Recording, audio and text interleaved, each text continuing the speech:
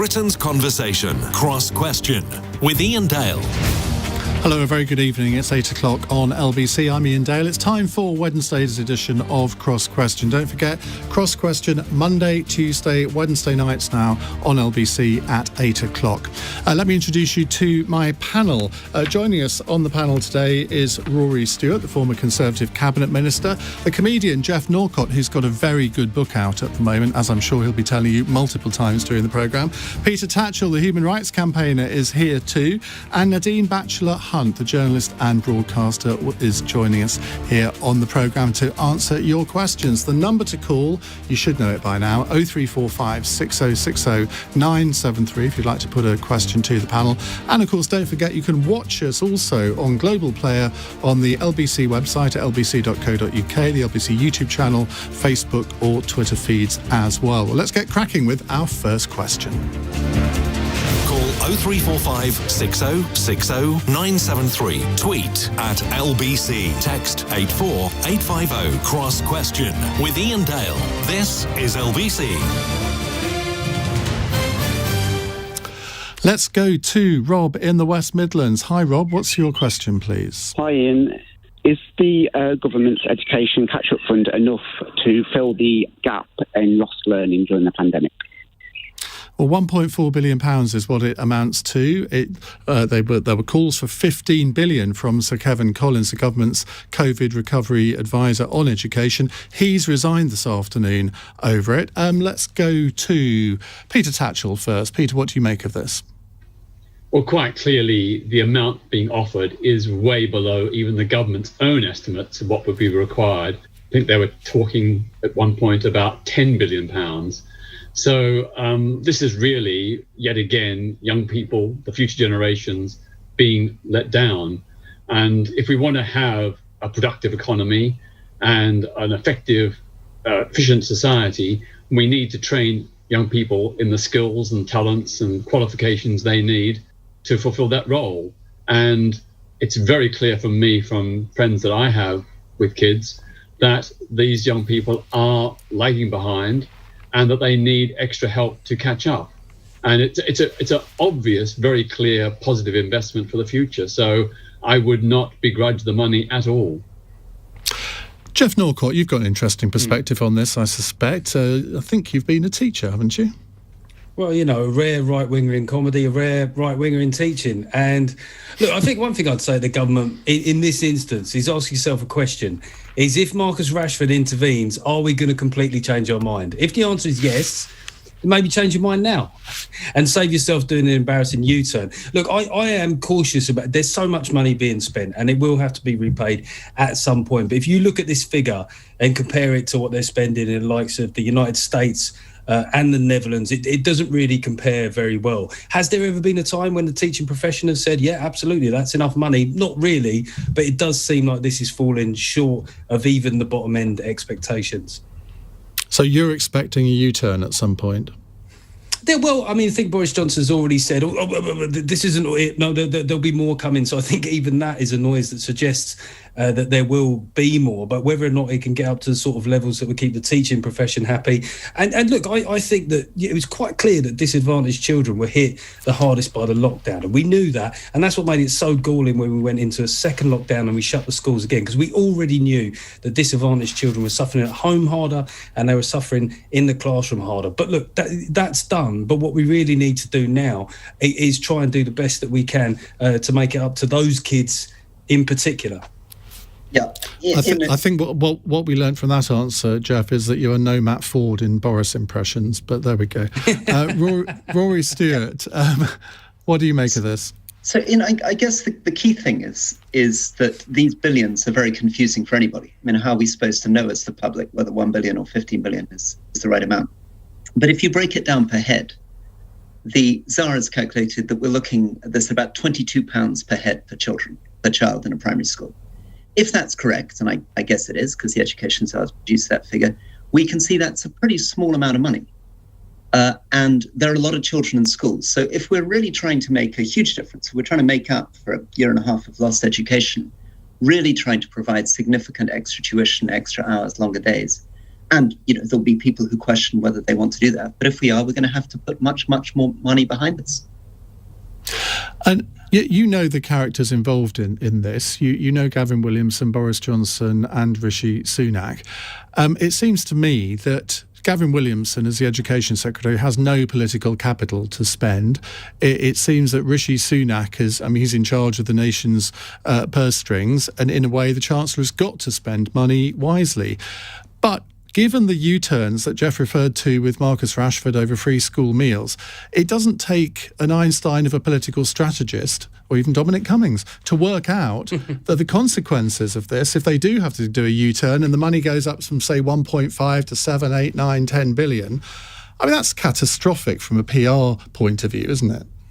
You would have thought so, Iain, but of course we've got a government that sort of jumps the shark. It's amazing what they've survived. The fact that the Prime Minister's kind of closest advisor and chief of staff, who worked for him for 18 months, explained over 7 hours absolutely everything that was wrong with him, and it seems to have had very little impact on the opinion polls, suggests that this is a government that can do any number of U-turns and changes without fundamentally changing people's views. It's,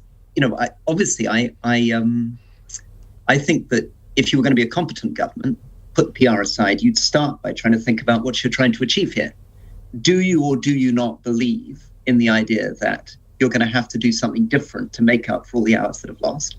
If you really believe in that, if you really want to turn around children's lives and do something over the next 3 years to make up for what they've lost, you've got to spend much, much more money. What worries me, actually, in a way, you use the word PR, is that kind of sum of money is just about enough for a press release, but it's not really going to make the big fundamental difference in children's education.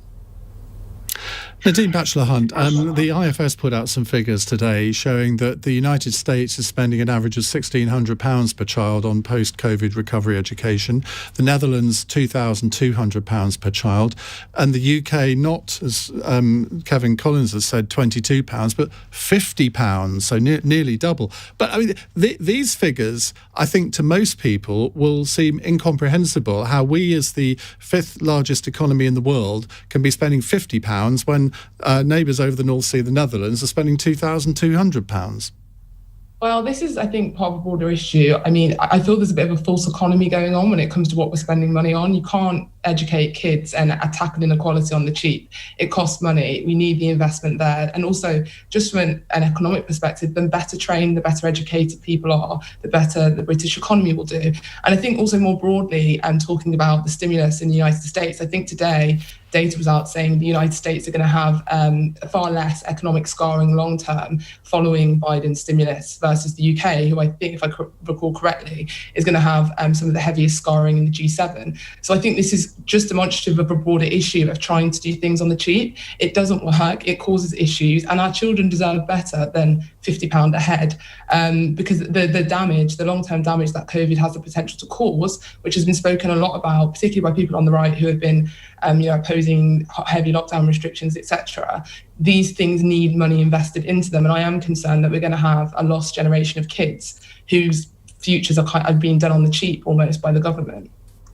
But on the other hand, £15 billion, if we were talking in normal times, we would be thinking, wow, that is a hell of a lot of money. But of course, when you compare it to what the government spend on furlough, it doesn't seem a lot of money to people. And so it's quite easy to say, oh, well, let's spend a bit more here, a bit more there, because virtually every sector in our society and the economy could justify having some sort of injection. Do we not worry about the effect of returning inflation if the government continues to spend money in the way that it has done over the past 18 months? Rory, you're nodding your head there. Can I come in here? Because, obviously, I'm a huge admirer of Iain's, but sometimes when we engage with each other, I'm sort of characterised as being a kind of guardian lefty. But on this stuff, surely not. I think I'm more right-wing than the government. I think we should be more careful with our spending. And I come from a tradition in the Conservative Party, which was basically the David Cameron tradition, which was socially liberal, but economically quite conservative. We were quite cautious about spending and tried to control debt and deficit. It is very, very strange, the extent to which the government is spending on an enormous amount. Not oddly on things I'd be spending on. If you were looking for cuts, for example, I wouldn't be spending an enormous amount on aircraft carriers. I don't think aircraft carriers are the future of war. I'm afraid that they're of very outdated, incredibly expensive technology that has almost no relevance to modern warfare, but not spending on things which it's very difficult to disagree with, like trying to help children catch up on the learning that they've lost over the last year and a half. But as someone once said, to govern is to choose. Every government gets elected on a manifesto saying what they're going to do. Obviously, they tick and tack on the way. But Geoff Norcott, you self-describe as somebody on the right, but you have a few lefty tendencies. Does that extend to spending money? I've softened over the years, Iain. There's me, caring about Haven't kids. we all?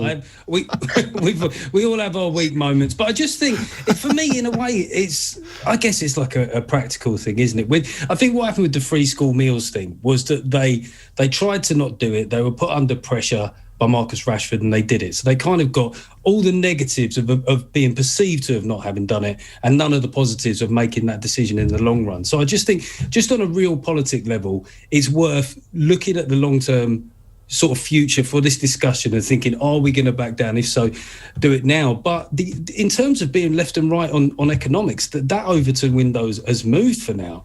And I think it's reasonable. If you look at the countries that you've mentioned, like the USA and the Netherlands, I think it's okay to look at those countries and see how we compare against them. I mean, I know that the government said that there was 100 million hours. It's great when you get the total figure, 100 million hours of tuition. But what does that break down to? And I've got to say, in terms of extending the school day, absolutely terrible idea. That is, all that will happen is you'll divide the effort and attention that people have over a longer period. And that's true both of teachers and pupils. It's possibly one of the worst ideas I've ever heard. But if you're not going to do that, what do you do? I mean, how are you going to enable kids who maybe have lost out over the last year to come back? Surely it does mean that shorter school holidays and longer days. What's the alternative? No, I think Can I take the issue? I think tuition is meaningful. Hang on, Peter. Let Geoff reply and I'll come to you next. Just for clarity, I think tuition is meaningful, tutoring is really helpful, but a blanket extension of the school day till 4:30, you're going to just have tired teachers leaving the profession and kids not showing up. Peter. I think what we're talking about is an investment in young people's future. We do not want to create a lost generation, alienated and disillusioned. We need an educated new generation for our economic future. So it's a sensible investment. Now, there is money there. There's plenty of money there. We could close tax avoidance loopholes, which would probably bring in an extra 20 to 30 billion pounds a year. We could work with other countries to close down tax havens, which are depriving governments across the world of nearly $1 trillion every year. We could also introduce a wealth tax on the very, very rich. I mean, if there was a wealth tax of, say, an average of 20% on people with assets of £10 million or more, and obviously that would be maybe only 1 or 2% on people with 10 million, but maybe 20%, the full 20% on multi-billionaires, that could potentially raise, as a one-off tax on assets, that could potentially raise £400 billion. That would cover the entire cost, or pretty much the entire cost, of the government's COVID programme. Now, I think that's the way we need to think. And I think, that's what Jeremy Corbyn said, and the electorate rejected that programme, didn't they? Well, a lot of millionaires and billionaires are now saying they are willing and want to pay more tax because they realise that actually getting the economy right, getting the country back to work, creating people with spending power is the key to economic revival. If we don't give poorer people the chance to spend, they haven't got money to spend, therefore the businesses they would have spent the money on won't be there. And businesses creating jobs depend on consumers having money to spend. Can I just come in behind that? No. Nadine has been gagging to get in. I just wanted to pick up on what Geoff said. I also think extending the school day isn't a good idea. I think from a perspective of also people that may have kids that have learning disabilities or things like ADHD, forcing them to sit in classrooms longer during the day, I don't think it's going to help their education. I think what needs to happen is what should have happened over the last decade and more is smaller class sizes. So, kids get the tuition that they need. There's a reason why a lot of kids in the private sector get better education, and that's because they have smaller class sizes, they get more attention from the teachers, it's more streamlined to what they need. And I think this is the kind of stuff we should be investing in if we want the education to be better for young people. Simply just sitting kids in a classroom for half an hour longer, an hour longer at the end of every day, I really don't think is going to get down to the structural issues we have in this country, which are very severe. And I know that Rory, you with your record with David Cameron's government, etc., but the austerity and the cuts have made quite some long-term damage, and it didn't just start with COVID. So I think we need to have a rethink of education in this country, particularly things like class sizes. Right, let's go back to our caller, Rob. Rob, what do you think? You're a teacher. Well, I agree with most of what the panellists said. We clearly had an educational attainment gap for years, and I fear it's got wider with COVID. I think two things with this funding: it should be targeted at those that are most vulnerable in most deprived areas, because clearly that's going to be working. And also, we need to think about improving funding for mental health and improving well-being of students, because that's been affected the most during COVID. And I fear kind of just putting money at catch-up is not just the answer. OK, Rob, thank you very much. Chris has tweeted to say, no mention by the panel of the lost therapies and support for children with special needs during the pandemic. Some of the most vulnerable who already face hurdles gaining employment need proper catch-up help. Well, do tweet and text in your comments, and I'll read out as many as I can. And also, let's have some more questions on 0345 6060 973. You're listening to or watching LBC's Cross Question. It's 17 minutes past 8. LBC.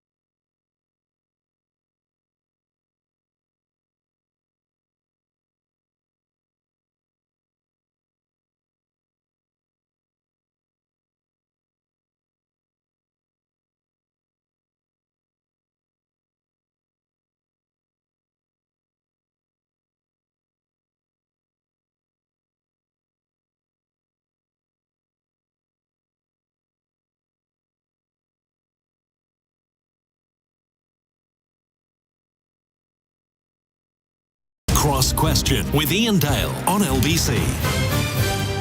It's 8:20 on LBC. Keep your calls coming, 0345 6060 973. Some tweets. Rory, you might get a free meal at Wesley's Food Den. He says, I like Rory, the Tory Prime Minister that we never got. A couple of comments on Geoff. David says, Geoff always looks like that teacher who sees right through the BS excuse you have for not doing your homework. And Ed says, if that guy you've got on really was a teacher, then I'm the nabob of Bunipar. His first comments were classic. Well, you know, he then drops global stops for England. No wonder our school's in such a state. It's all your fault, Geoff. Well, the good news for that guy is that I was an English teacher as well, so I'm sure he'll be delighted to hear that. I should point out that Geoff's new book is called Where Did I Go Right? How the Left Lost Me. Rory Stewart is here, Peter Tatchell is here, Nadine Batchelor-Hunt is here too, and so is Sandra in Boreham Wood. Sandra, hi, what's your question, please? Hi, good evening. Was Tim Martin of Wetherspoon right to suggest that the government should make it easier for young Europeans to come to the UK to work? Rory Stewart.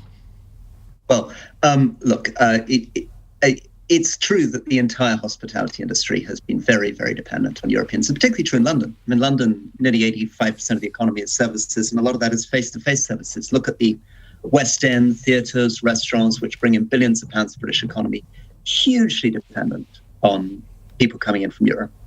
And, you know, my local area of Scotland, hotels really struggling to recruit at the moment. Same is true in many areas of the Lake District. I think the irony, of course, is, Wetherspoon's owner was a prominent backer of Brexit. But I think the basic point that a lot of the parts of our economy depend on European labour is a point that we have tried to make again and again. And I think it also is relevant for a lot of farming in East Anglia. Isn't part of the issue here, when Tim Martin says make it easier for young Europeans to come to the UK to work, what he surely should be saying, Peter Tatchell, is make it easier for anyone throughout the world to come here to work to fill labour shortages. There is no... we should not be giving priority to people from one sector of the world, seeing as part of the point of leaving the European Union was to make it equal across the world in terms of being able to come here. Well, you're absolutely right. I mean, you know, our economy has needs. We need labour. We've got skill shortages. I would be very happy to welcome anybody with the skills we need to this country.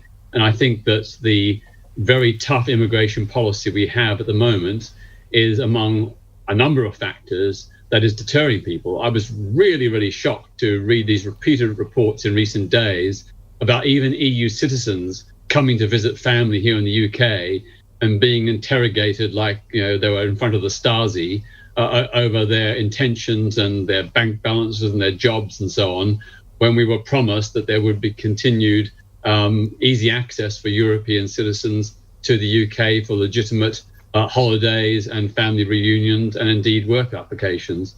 So to go back to the main point, I mean, yes, we need skills, and those skills, I'd be happy to take them from anywhere. The important thing is we need the skills. If someone from Africa or Asia or the Middle East or South America can offer them, let's take them. Nadine, this is quite a quandary for the government, isn't it? Because they've started off with quite a tough immigration stance with their new points system. But of course, when the furlough system comes to an end later in the year, we all expect unemployment to go up, possibly not as much as we thought at the beginning, but I don't think anybody thinks it won't go up by quite a lot. Do we need to wait to maybe relax some of the immigration rules until we see what happens to unemployment later in the year? So I'm kind of like, when it comes to immigration, I don't think it's always great to just see immigrants via what they can give economically. I think immigration is a beautiful thing. Like, my grandparents came over from Jamaica and I'm here, and the Windrush, etc. Obviously there was economic means there, but also Jamaicans have enriched British culture. So I think it's important to see immigration through the lens also of exchanging of cultures and that being a beautiful thing. I also think this point system seems very not really catering to the needs of the economy. So I don't think we should wait. I think we should just welcome people in that want to come and work here, want to make a home here. And I also really agree with the idea that, why would we prioritise people from Europe? I voted Remain, but I was sceptical about the European Union for various reasons, and one of which I found it quite illiberal to think, we'll have freedom of movement between these specific European countries. But then, if you're from a Commonwealth country, like my grandparents were from, or whatever, who have ties with the UK, you weren't allowed to do the same thing in the same way. So, that's my position on it. I don't think we should necessarily wait to see what happens with furlough. It's clear the need is there, and immigrants enrich our culture. So I'm all for more immigration.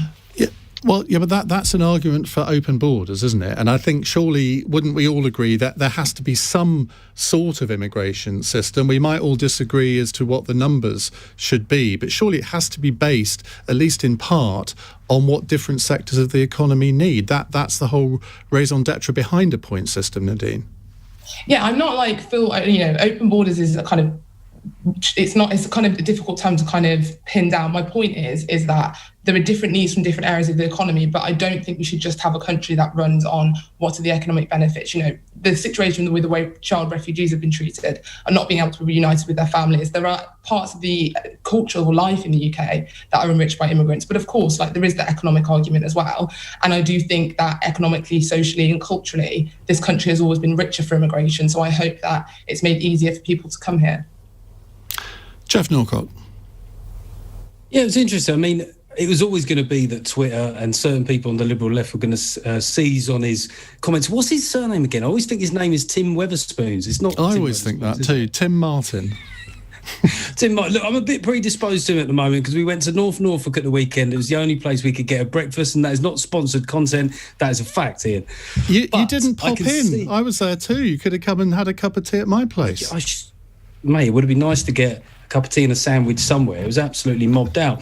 But I can see why kind of Remainy Twitter and social media love this, because it's kind of like catnip, isn't it? It seems on the face of it that he's saying something utterly paradoxical. But the truth is that for a lot of leading Brexiteers, a liberal immigration policy was something that was desirable and something that was wanted. It certainly was by me. The problem with I've always been welcome. I grew up in London, a diverse city. My issue was the absolutism of the EU project.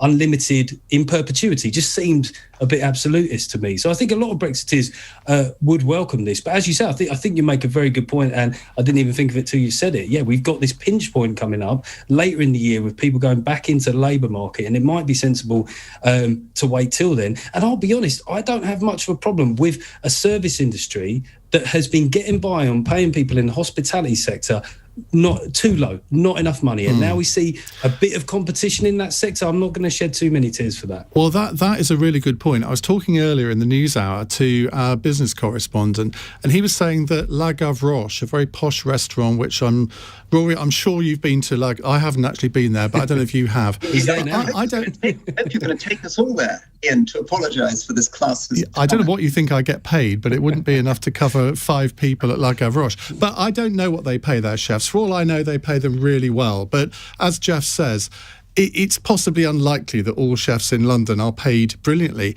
Isn't this actually an opportunity to level up on wages, particularly people in hospitality who are often on minimum wage? Rory? I think that's right. And this is a big issue in the States. I mean, Biden was hoping to put 1 million jobs on in January, and he's only put on 250,000 jobs. Been huge disappointment in the US. And part of that is, as he's increased support packages for people on low incomes, people are more and more reluctant to take very poorly paid jobs. In some ways, that's a good thing. But the problem is, how do you do that transition? And I think the answer isn't too black and white. The answer is that actually you need to begin driving up incomes. You need to get people paying properly. But what you can't do is suddenly starve all the supply of labour. It's going to be very difficult to turn this around. And some of these sectors, hospitality, etc., need labour now. And I think another thing is we have to be honest that not every Brexit voter is like Geoff or even like the Wetherspoons boss. There were people who, of course, were worried about immigration. That was one of the issues that made people vote for Brexit. Maybe didn't make Geoff vote for Brexit, but definitely a lot of my Cumbrian constituents, they cared about it. And this is one of the binds that the Boris Johnson government's found itself in. They're trying to stretch very hard. It goes to a very awkward coalition between businesses that obviously want labour, maybe labour from many different parts of the world, and many people who voted for them who are not very keen on many more foreigners coming to the United Kingdom. Sandra in Boreham Wood, you asked the question. Do you think Tim Martin was right? Yes, I do. I think there are special cases which need consideration. I wanted to make mention of the fact that there are thousands and thousands of British host families who are no longer able to host an au pair, be it from Europe or anywhere else, as our government has denied that visa to young people. We're no longer able to participate in the au pair cultural exchange program, which is known throughout the world. We're not welcoming young people here. Certainly from Europe, they've always come to study English, to enjoy our family life here, and to help out with childcare. They provide flexible childcare to busy host families, hardworking families, nurses, doctors, teachers. There are thousands who have always hosted au pairs, and this has all stopped. And it's the government won't talk to us about it. Stopped completely. There is no means for an au pair to get here. The government talk about the youth mobility scheme, of which there are 9 countries eligible, but that precludes so many. Obviously, the Europeans don't come under that. There's just no way for these young people to come here and experience our lifestyle. It's so wrong. And they're not workers. Au pairs have never been workers. They really are cultural exchange. They earn pocket money of £100 a week, but they're given full board and lodging within the family. They have a very good lifestyle here for the short period that they are in the UK. They're not a drain on the economy, and it's really disgraceful that our government won't bring them into the fold and let them have a specific visa for a short stay here. Well, I must admit, that's a new one on me. Sandra, thank you very much. Rory, were you aware of this? I mean, some people are going to say, oh, poor middle-class parents sort of having to have someone look after Tabitha and Oliver. But, I mean, Sandra makes a really good point there. This is a cultural thing, isn't it? It's kind of what Nadine was saying. I think it's also partly about diversity and people. I mean, you're right. Any individual case, somebody can mock it. So, for example, we need people in the theatre industry in London. And people might say, well, I don't care about the theatre industry, or we don't care about au pairs, we don't care about farmers in East Anglia, or any number of don't care about the hotel in the Lake District. But put it all together, you're looking at a country which is losing out on a lot of incredibly dynamic young people. I'm like the rest of the panel. I don't care whether they come from Europe or where particularly they come from. It was one of the great glories of London in particular that we had some of the very brightest young people in the world coming in here to learn English, get jobs, not necessarily staying, some of them staying, moving on. And I think we're all going to be the worse off. We'll feel it in a million ways. It ought not to be beyond the wit of the government to create an au pair visa scheme. I mean, I imagine most countries have one. Right, we're going to move on now. Sandra, thank you very much for your question. You're listening to Cross Question on LBC. It's 8:33, time for the news headlines with Serena Farrow. The government schools catch-up czar has resigned after ministers failed to allocate the money he'd asked for. It's understood Sir Kevin Collins asked for £15 billion for plans to make up for teaching lost during the pandemic, but the government instead offered £1.4 billion. 39.5 million people, or 3/4 of the adult population in the UK, have now had their first dose of a coronavirus vaccine. Nearly half have had 2 doses.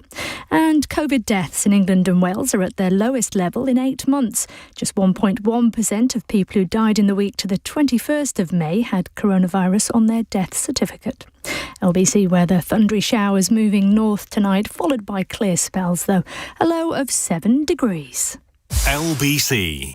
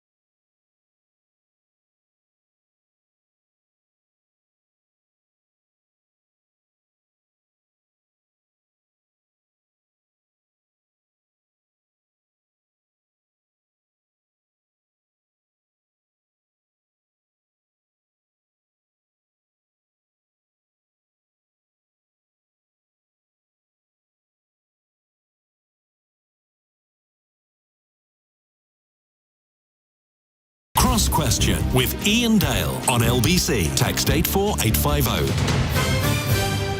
It's 8:37 on LBC. Let me tell you who's on the Cross Question panels next week, or a selection of the guests. Suzanne Moore, Jackie Smith, Sonia Soda, Barry Gardner, Damien Hines, Michael Rosen and Professor Linda Yu. They'll all be joining us on the panel along with several others. Let me reintroduce my panel to you tonight. The former Conservative Cabinet Minister Rory Stewart, Geoff Norcott, the political comedian and podcaster. He's got a very good podcast out called What Most People Think. Peter Tatchell, the human rights campaigner, and the journalist and broadcaster Nadine Batchelor-Hunt. Now, we are going to go where angels fear to tread now, and take a text from Terry in Darlington. Is Liz Truss right to urge all government departments to withdraw from Stonewall's Diversity Champions employment scheme due to their stance on transgender rights? Peter Tatchell, I'm going to come to you first on this.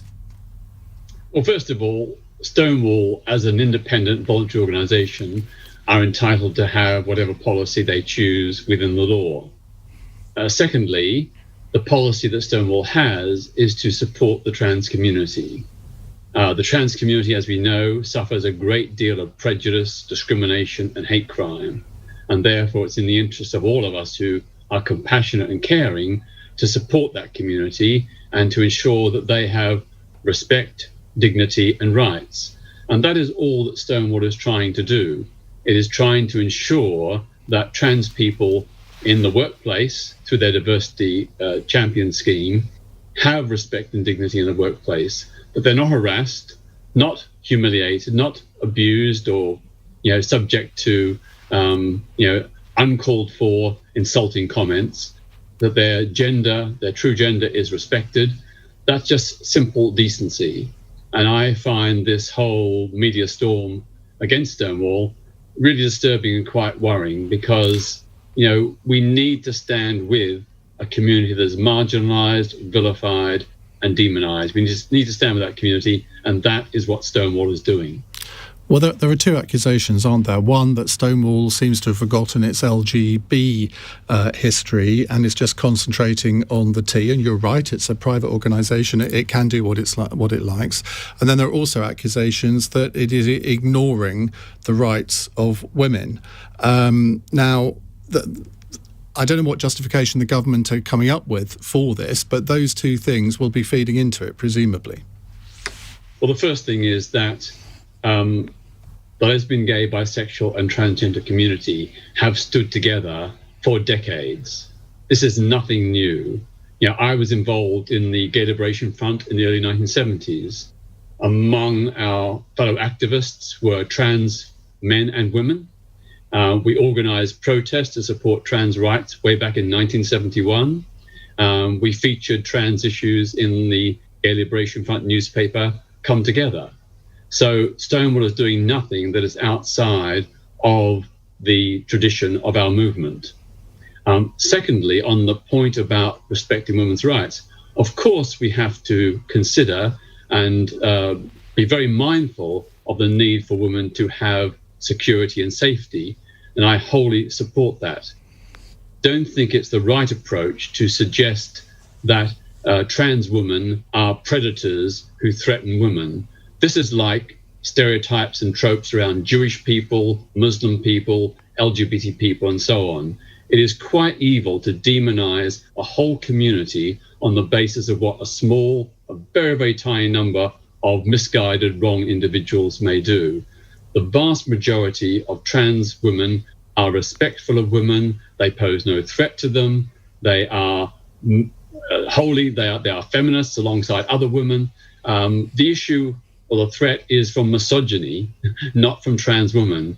And I just wish that all women, whatever their gender identity, should just seek their differences and work together to fight the misogyny that damages all of them.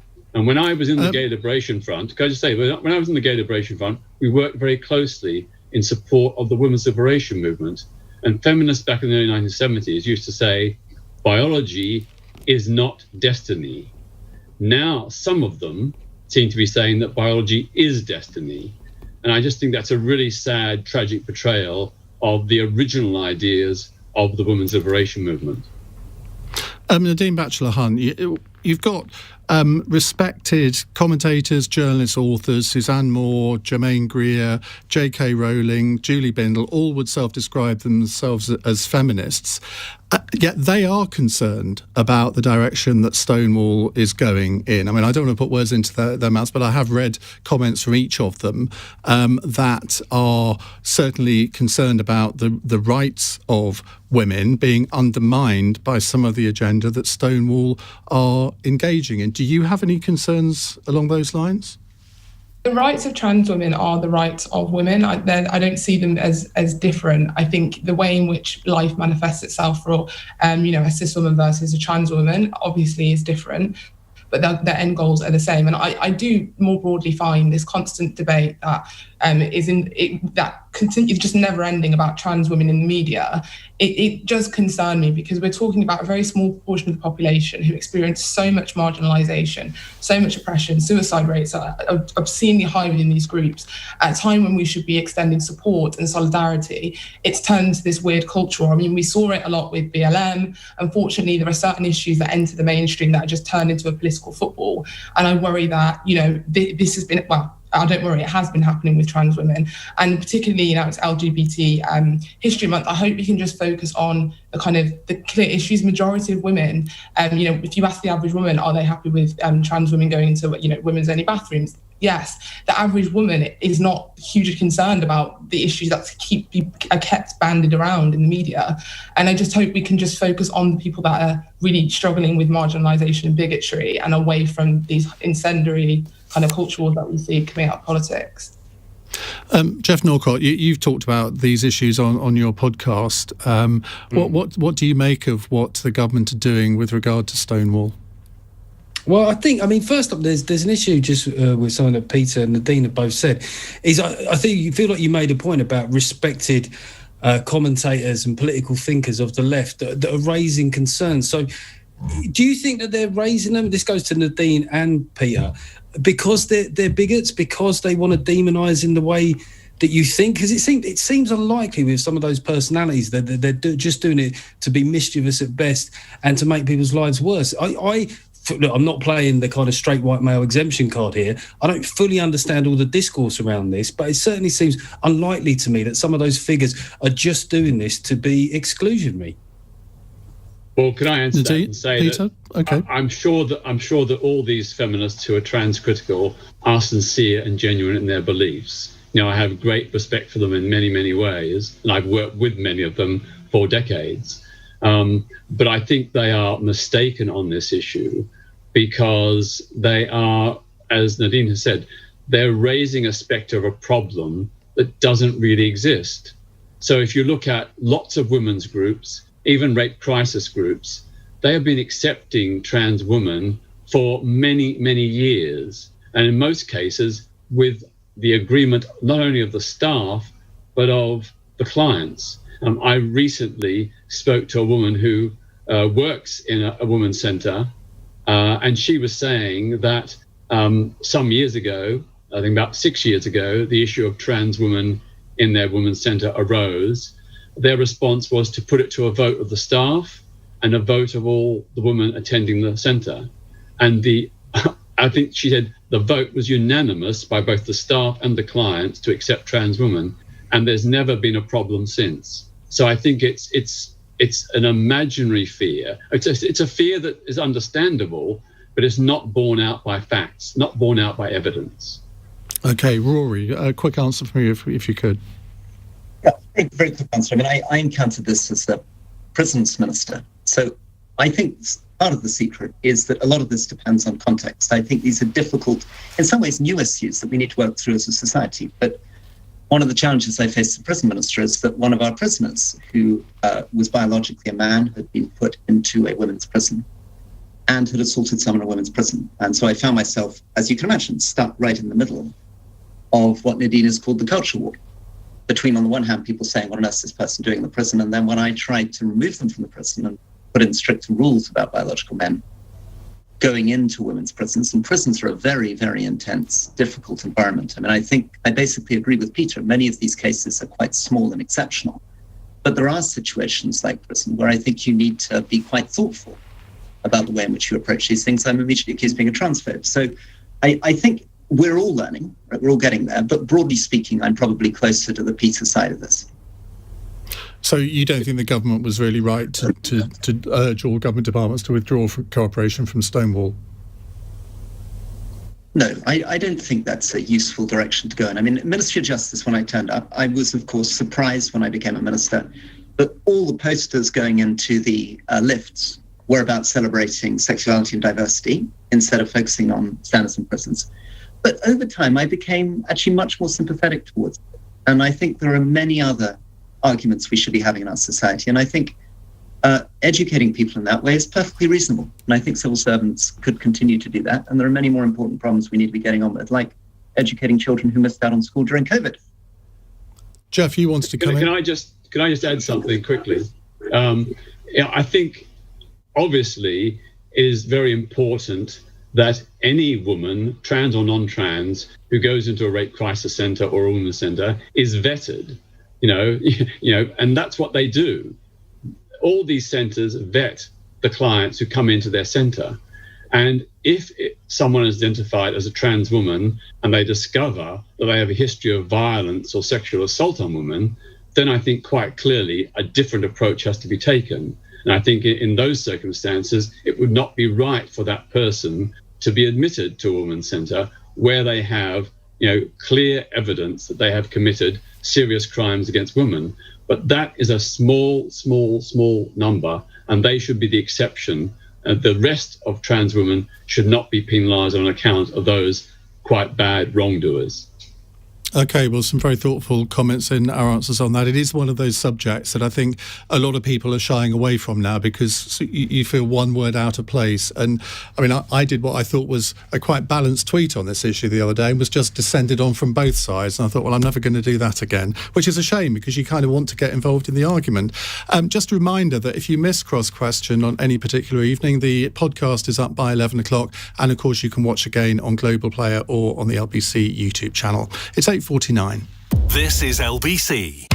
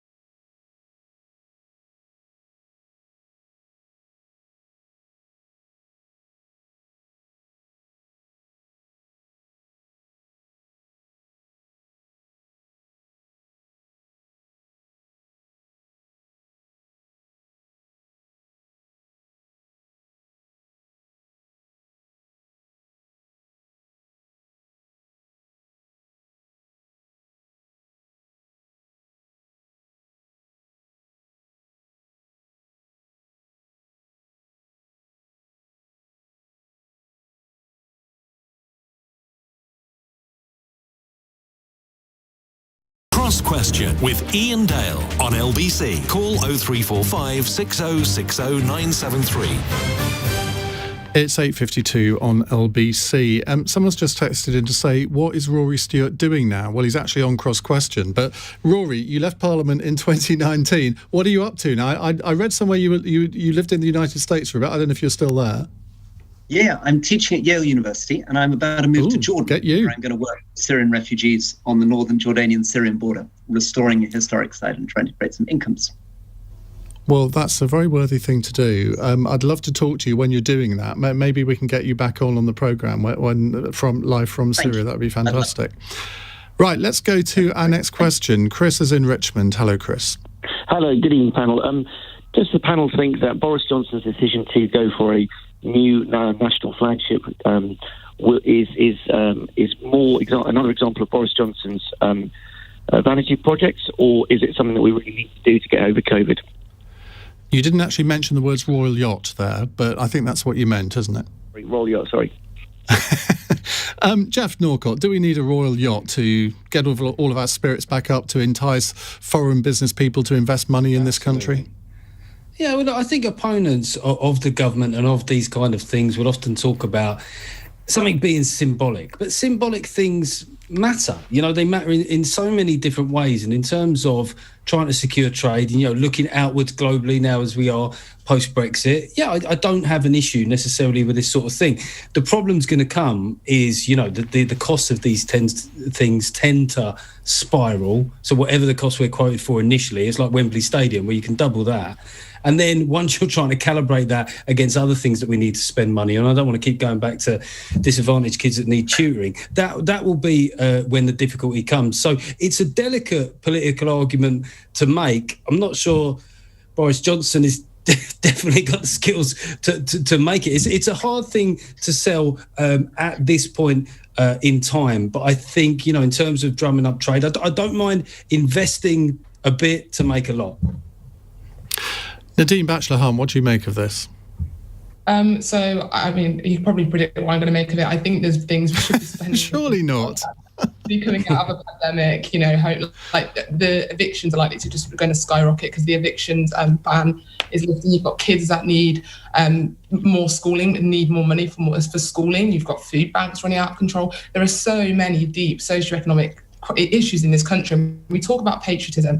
For me, patriotism manifests itself as making sure our kids are fed and clothed and taught, making sure that our citizens have places to live and not to live on the streets. These are the things that not only are the moral, ethical, and the duty of the state, but also will help the economy. If we've got an economy of people that aren't living in a massive rich-poor divide, that's going to help us all anyway. So no, I don't think we should be spending money like that, and I do think it is a bit of a vanity project.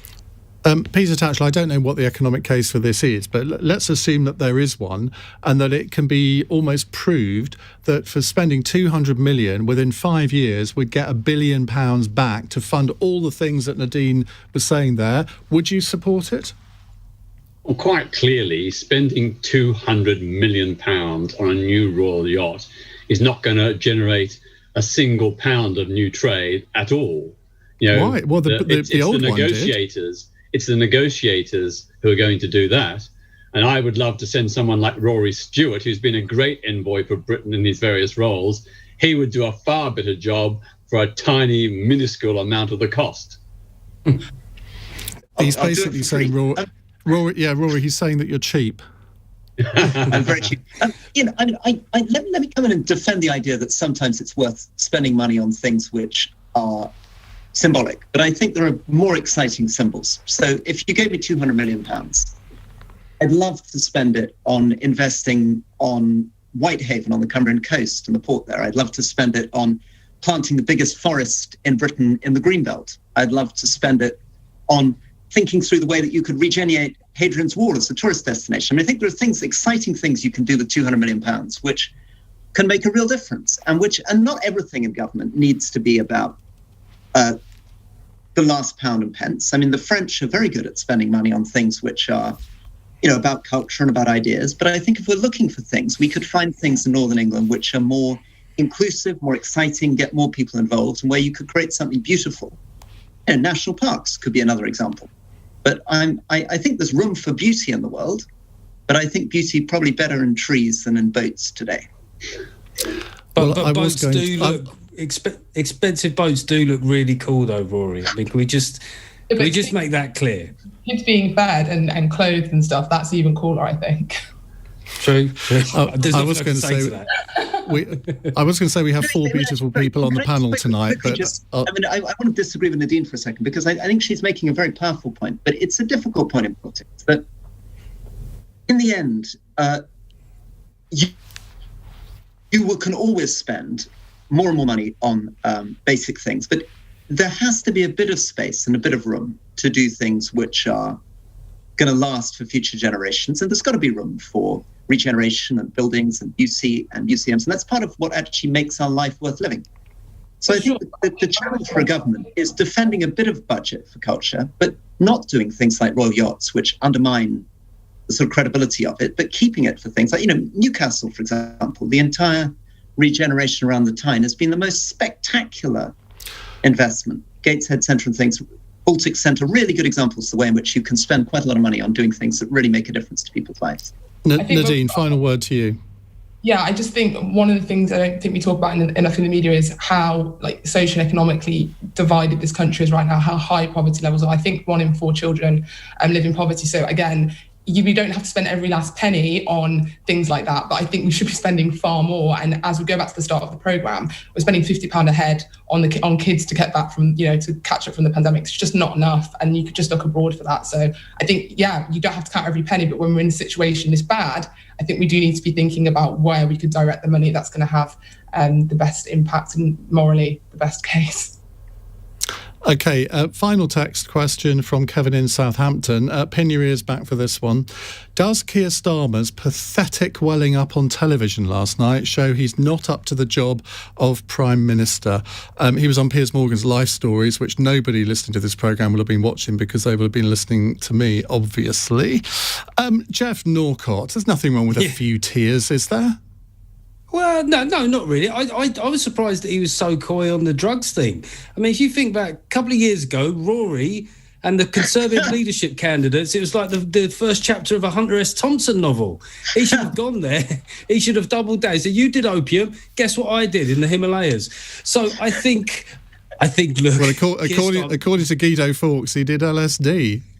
I think Keir Starmer is a good bloke, but we already knew that. My big question is what the Labour Party needs right now a good bloke? I suspect not. I suspect they need somebody that can face down the hard left of the party and the problems with the image perception that they generate. So, yeah, Keir Starmer's a nice guy. He's a decent guy. But let's not forget, he hasn't been in politics that long. And I think probably at this point they need a more experienced campaigner like Andy Burnham.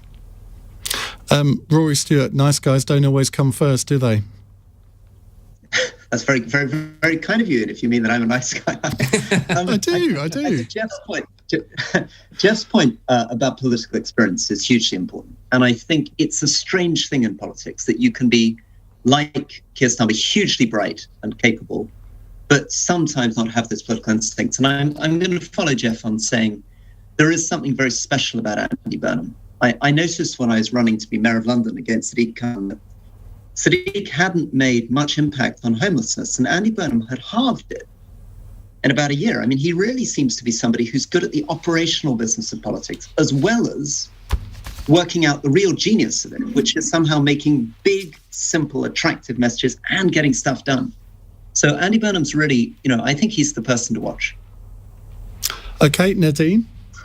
I've met Andy Burnham actually, and I do think he would be a really great Labour leader. I think with Keir Starmer, so I watch Keir Starmer. Another white male. Yeah, I mean, I think when it comes to we're in politics with its big personalities. We need people that have established themselves, and like Andy Burnham with the whole King in the North stuff did establish himself as a big personality. Boris Johnson is a big personality. I mean, you go to America, Joe Biden has big policies, big ideas. We need politicians that are outspoken, that have a kind of brand, and I think Andy Burnham kind of has that, from the north, like stood up for Manchester. And I don't think Keir Starmer has that brand. And I think the Live Stories thing was, I think, very interesting and showed a different side to Keir Starmer. And I think it's absolutely fine to cry about serious things, be it on television or not. But I do think now with politics, we just had Trump. you would need big personalities and people that it's clear what they stand for when they talk to you. And I don't think we've got that with Starmer. Peter Tatchell, we're running out of time. Very brief, if you would. Yeah, I mean, I think Labour's problems are much bigger than the leader. The rot is in the party itself and its inability to marry radical policies with common sense, with pragmatic, achievable policies. And you go back to 1945 or even the Harold Wilson years, you saw this leadership there reflecting a wider party that had both radicalism to make a big difference to underlying fundamental problems, but also presented in a way that made common sense and that ordinary people could relate to. Thank you very much indeed to all four of you. Rory Stewart, Nadine Batchelor-Hunt, Geoff Norcott and Peter Tatchell will join us again for another Cross Question next Monday at 8. Coming up in a moment, single Brits will need a pension pot of £123,000 just for basics when they retire, and as much as £305,000 to be able to take holidays, according to research from Which. So staycations all round, I guess. The last time we did a phone-in on pensions, I said at the end of it, who ever knew pensions could be so interesting? I think I'm going to say that at the end of the next hour as well. It's 9:03. On your radio, on Global Player, and Play LBC. leading Britain's conversation. This is LBC.